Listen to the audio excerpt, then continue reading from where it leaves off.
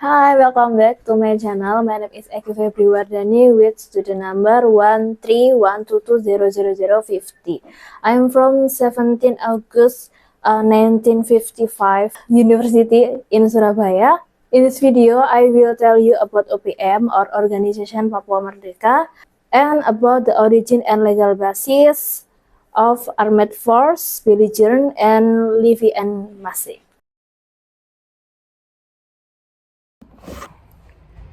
Perkenalkan, nama saya Raka Aditya Wardana dengan NIM 13122000025. The origin and legal basis of Armed Force Belligerent and Levy Mass. Here is an explanation of the origin and legal basis of the three concepts.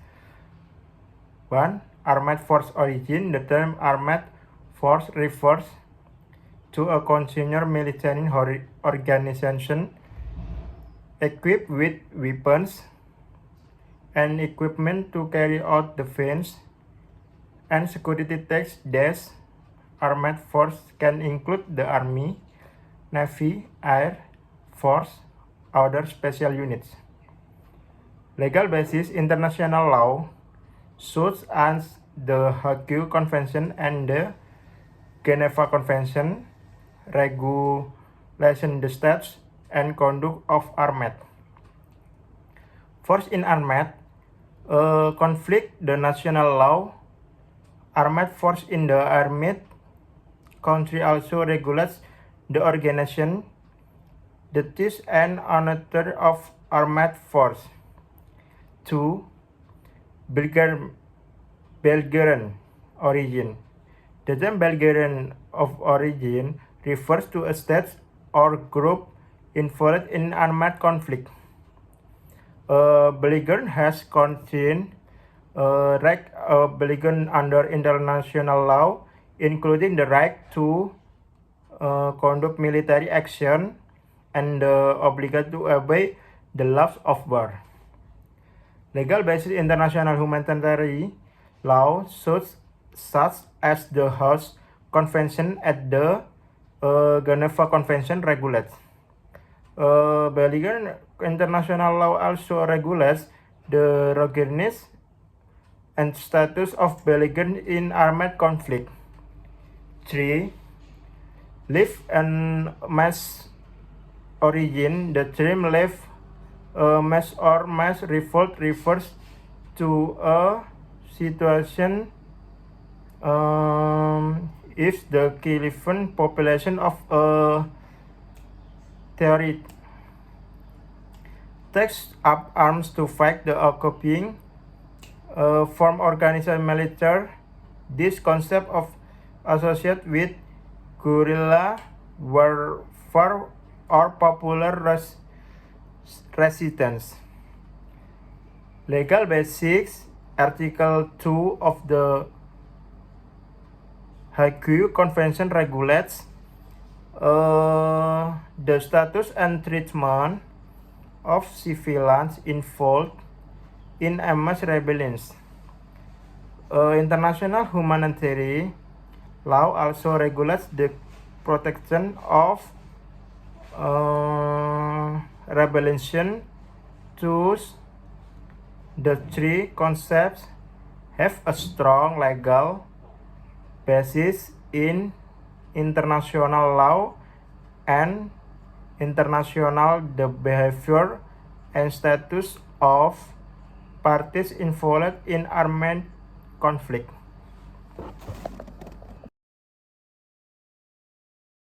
When we want talking about OPM, first of all, we must know about Papua. What happened in Papua? Papua have many beautiful places like Raja Ampat and Wijaya Mountain. Historically, Papua was once fought over by the Netherlands and Indonesia. After Indonesia succeeded in capturing Papua, the Indonesian government has not really paid attention to Papua. OPM is a name given to a separatist movement that aims to separate Papua from Indonesia and establish an independent state in the region. OPM was founded in December 1963 with the announcement, "We do not modern life. We reject any development, religion leaders, humanitarian organization, and government organization. Leave us alone." The organization was originally a spiritual movement of Kyrgyzstan and a spiritual group that combines traditional and Christian belief, formed by the head of Demta district, Eser Demotekai. However, Eser cooperated with the Indonesian government and prohibited violence. Although Eser's followers, Jacob Bray, later continued the movement with violence. The second group came from Manokwari in 1964. The figure was Terianus Aroger.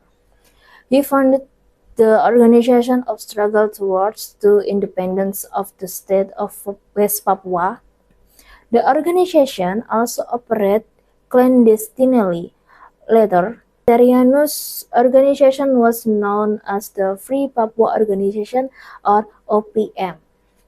This group sent a document to the UN requesting a review of the New York Agreement, which also contained a draft of the West Papua Cabinet, the composition of which include Marcus Kaisiepo as a president, Nicholas Joe as vice president, Terianus Aroger as Minister of Foreign Affairs, and Parmenas Ferry Awam as Commander of War. Based on Nicholas Joe's convention, there was Dutch interference in the training of Papuan youth, who were then asked to establish the OPM. Wow, it's really a plot twist. The factor causing the OPM conflict in Papua is historical factor and identity, social and economic disparities, violence and human rights violence, and international intervention. Problem with OPM continue to occur to this day. It could have been worse if the government had looked down on Papua. We all know how beautiful of Papua Island, what Papua has can make other countries jealous. I don't know what government thinking until they trying to exploit Papua, especially after the nickel mining, which has destroyed the beauty of Raja Ampat. But thankfully, many people oppose nickel mining in Raja Ampat. If we want OPM to no longer exist in the future, the only way is to give them comfort that is not a mirage.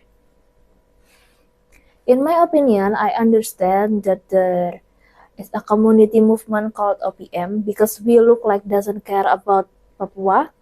Infrastructure development is uneven, all kinds of expensive need, inadequate education, even without realizing it, we discriminate against Papua citizens. I hope Indonesian government and we all paid more attention for Papua, make them comfortable with we are, hug them like we hug each other. Without Papua, Indonesia wouldn't be complete. We as part of Indonesia must protect each other so that it is not easily divided. Remember, enemies do not only come from outside but can also come from within. Do not let us become enemies from within ourselves. I'm sure we can be much stronger than today in the future. Okay, that's all for the video about OPM, or Organisasi Papua Merdeka, and about the origin and legal basis of Armed Force Belligerent and Live on Mase. See you next time.